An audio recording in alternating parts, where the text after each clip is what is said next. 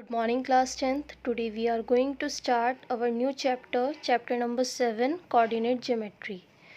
So let's start with coordinate plane.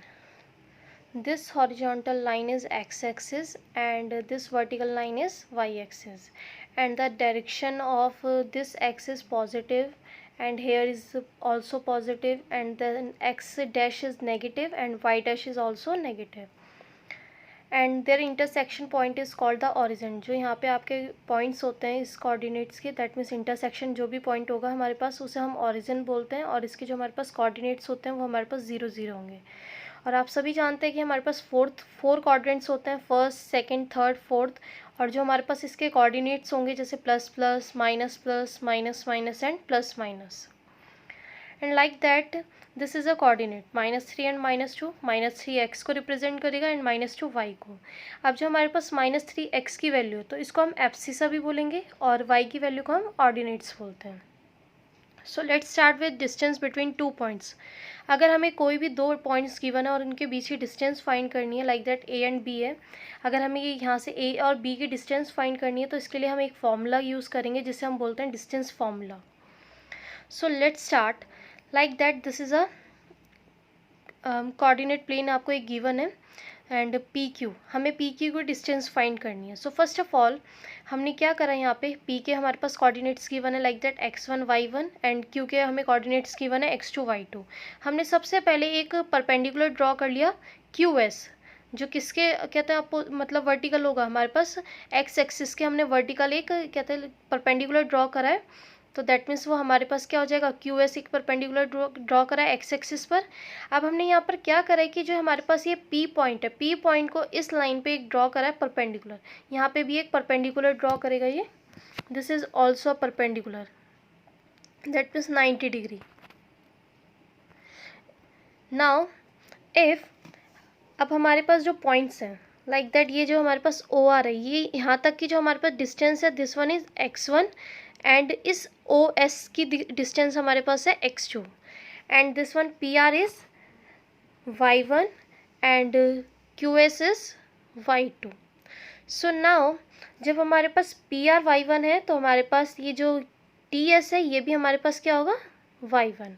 अब हमें इसकी डिस्टेंस फाइंड करनी है, तो सबसे पहले हम क्या करेंगे, यहाँ पे जो हमारे पास PT, अब हमने इस PT की वैल्यू निकाल लेते हैं. तो PT हमारे पास कैसे आएगा, अगर हम पूरे में से, सॉरी हमारे पास ये सिर्फ इतनी वैल्यू है, हमें इस PT की वैल्यू चाहिए और हमें OS की वैल्यू गिवन है x2. अगर हम इस x2 में से इस OR को माइनस कर दे, दैट मीन्स x1, तो हमारे पास ये वैल्यू क्या आ जाएगी, x2 माइनस x1. सिमिलरली हम यहाँ पे करेंगे, ये PR हमारे पास y1 है और ये कंप्लीट हमारे पास y2 है, और हमें सिर्फ इसकी वैल्यू चाहिए, तो हमारे पास क्या आ जाएगी, y2 माइनस y1. ये हमारे पास वैल्यू आ जाएगी QT की. अब इसे हमें पुट करना है नेक्स्ट इक्वेशन में. जब इसे हम पुट करेंगे बाय पाइथागोरस थ्योरम, हम इसे अप्लाई करेंगे तो हमारे पास जो इक्वेशन आएगी वो कुछ इस टाइप से आएगी, पी क्यू स्क्वायर. अब PT की वैल्यू हमने अभी पुट करी थी x2 माइनस x1 का होल स्क्वायर हो जाएगा. सिमिलरली हम QT की वैल्यू पुट करेंगे तो वो हमारे पास हो जाएगी y2 माइनस y1 का होल स्क्वायर. अब जब यहाँ से हम स्क्वायर हटाते हैं तो हमारे पास वैल्यू किस में आ जाती है, रूट में, और जब रूट में लिखेंगे तो हमारे पास वैल्यू क्या हो जाएगी, x2 माइनस x1 का whole square plus y2 minus y1 का whole square. This is called the distance formula. ये हमारे पास डिस्टेंस फार्मूला आ गया यहाँ से. अब इसे हम कैसे यूज़ करेंगे, तो लाइक दैट हमारे पास कोई भी एक एग्जांपल दे रखा है, फाइंड द डिस्टेंस बिटवीन ए के हमें कोऑर्डिनेट्स गिवन है और बी के कोऑर्डिनेट्स गिवन है. सो फर्स्ट ऑफ ऑल जब भी हम करेंगे तो हमारे पास ये जो वैल्यू होती है, हमारे पास x1 y1 and here is x2 y2, यानी कि हमारे पास पहली वैल्यू हो गई x1, ये हमारे पास हो जाएगा x1, and this one is y1, and this one is x2, and this one is y2. ये हमारे पास कोऑर्डिनेट्स आ गए. अब हम इस फॉर्मूले में जब इस वैल्यूज़ को पुट करेंगे तो हमारे पास डिस्टेंस फार्मूला से इसकी पूरी डिस्टेंस आ जाएगी √25. √25 हमारे पास किसका स्क्वायर होता है, 5 का स्क्वायर. तो डिस्टेंस हमारे पास आ जाएगी AB की 5. एंड डिस्टेंस फ्रॉम ऑरिजिन, अगर हमें ऑरिजिन पे हमें डिस्टेंस फाइंड करनी है तो हमारे पास डिस्टेंस के लिए नॉर्मली बात है कि जब जो हमारे पास ऑरिजिन के कोऑर्डिनेट्स होते हैं वो हमारे पास 0 0 होंगे, तो नॉर्मल बात है कि x और हमारे पास जो कोऑर्डिनेट्स होंगे दैट मीन्स एक होगा x0 और दूसरा हमारे पास होगा 0y। अब जब हम इन्हें इस वैल्यूज़ में पुट करेंगे बाय डिस्टेंस फॉर्मूला, इसे हम जब सॉल्व करेंगे तो हमारे पास जो पॉइंट्स आएंगे वो हमारे पास क्या हो जाएंगे, x² plus y²। Now collinearity of 3 points, अगर हमें कोई भी 3 पॉइंट्स दे रखे और हमें फाइंड करने हैं दीज आर कोलिनियर और नॉट, सो हम सबसे पहले क्या करेंगे, हमारे पास कोई भी 2 पॉइंट्स जो गिवन होंगे लाइक दैट ए बी, और उसे हमें किसके इक्वल प्रूव करना होगा, उन दोनों का सम तीसरे के इक्वल आना चाहिए। तो दैट मीन्स अगर वो तीसरे के इक्वल आ जाता तो दैट मीन्स वो तीनों पॉइंट्स आपस में कोलिनियर है। Now application of distance formula, अब जो डिस्टेंस फार्मूला की हमारे पास कुछ एप्लीकेशंस गिवन है, जैसे to check which type of triangle is form by given 3 coordinates. अगर हमारे पास 3 कोऑर्डिनेट्स गिवन है तो दैट मीन्स वो एक ट्राइंगल की फॉर्म में होगा। अगर ट्राइंगल की फॉर्म में है तो वो कौन सा ट्राइंगल है, स्केलन है, आइसोसेलेस है, इक्विलेटरल है। दैट मीन्स अगर हमारे पास स्केलन ट्राइंगल आएगा तो दैट मीन्स तीनों साइड्स हमारे पास जो तीनों कोऑर्डिनेट्स हैं उनकी जो डिस्टेंस है वो अलग अलग आएगी। और अगर कहते हैं हमारे पास इक्विलेटरल ट्राइंगल होगा तो हमारे पास ऑल डिस्टेंस मतलब all sides are equal. And हमारे पास अगर आइसोसेलेस ट्राइंगल होगा तो that means 2 sides equal and another is unequal. And to check which type of coordinator is form by the given 4 coordinates, अगर 4 कोऑर्डिनेट्स होगा तो that means हमारे पास कोऑर्डिनेटर होगा। कोऑर्डिनेटर में स्क्वायर, रेक्टेंगल, रोम्बस, कोई भी फिगर हमारे पास फाइंड होकर आ सकती है, parallelogram. So application of distance formula for the parallelogram, अगर पैरेललोग्राम होगा तो पैरेललोग्राम के लिए हमारे पास जो कहते हैं प्रॉपर्टी है, तो हम क्या करेंगे उसके लिए, prove opposite sides are equal and diagonals bisect each other. सो सबसे पहले हम प्रूव करेंगे कि जो हमारे पास जो साइड्स हैं उसमें जो अपोजिट साइड्स हैं वो आपस में इक्वल आनी चाहिए एंड जो उसके डायगोनल्स हैं वो एक दूसरे को बाइसेक्ट करें। सिमिलरली अगर हम रोम्बस की बात करें तो रोम्बस में हमें 4 साइड्स इक्वल चाहिए होती हैं and also the diagonals were bisect to each other.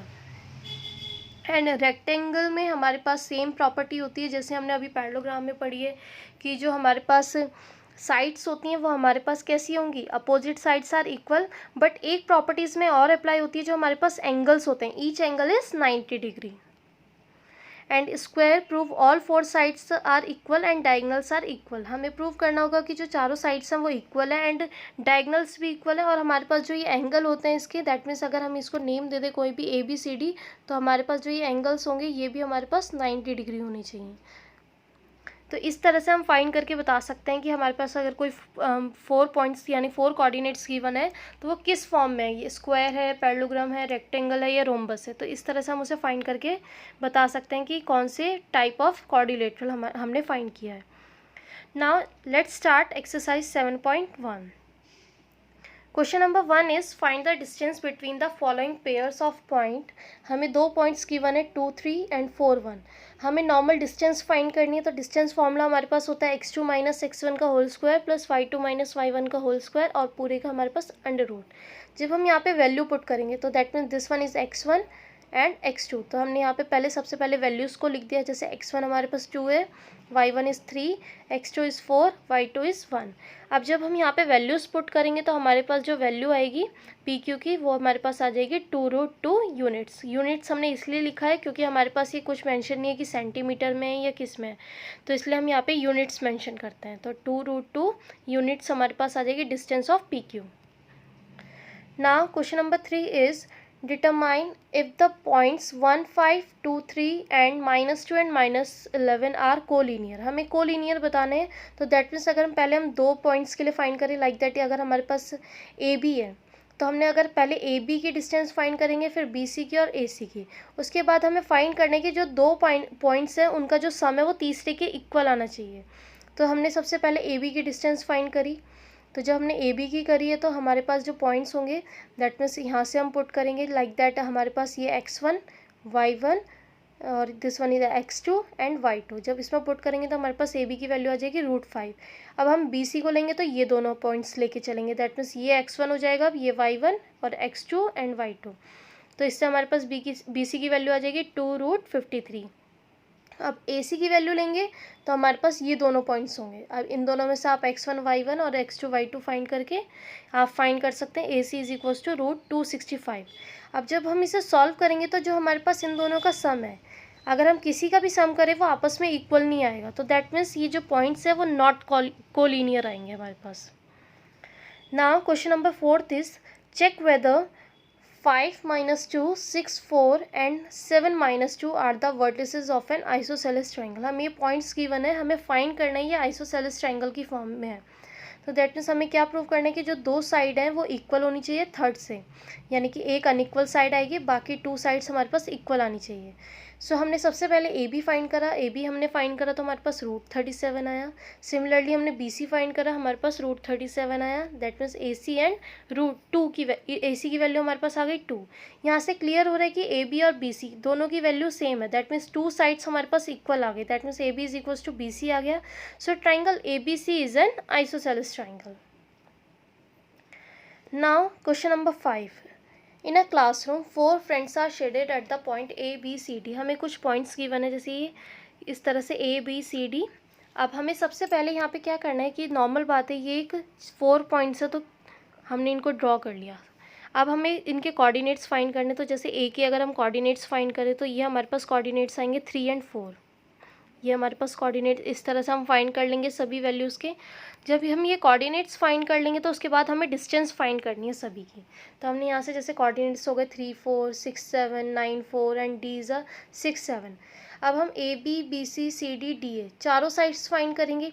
अब हमें फाइंड करके देखना है कि ये कौन सी फॉर्म है, कौन सी एप्लीकेशन को शो कर रहा है, पैरेललोग्राम है, स्क्वायर है, रेक्टेंगल है या रोम्बस है, कौन सी फॉर्म में आपका जो क्या था ये कोऑर्डिनेट्स हैं किस फॉर्म में अवेलेबल है। तो हमने देखा कि जो हमारे पास ये सारी वैल्यूज़ हैं सब वैल्यूज़ सेव आई हैं। तो 3√2, 3√2, 3√2, 3√2।